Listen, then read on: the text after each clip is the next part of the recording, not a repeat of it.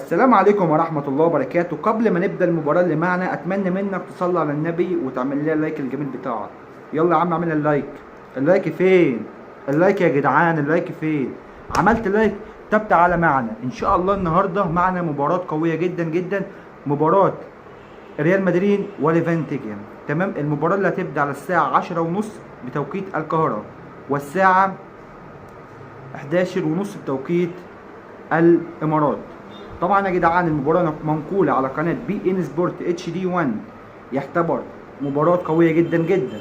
طبعا دي في الدوري الاسباني، نادي ريال مدريد لازم يكسب لان الفرق نقطتين بينه وبين برشلونة. وطبعا احنا كجمهور الريال دي حوالي سنتين او اكتر من سنتين مش بتاخد اي بطولة، فان شاء الله تكون بطولة جدا جدا ترضي بيها نتيجة وجمهور الهلال ريال مدريد.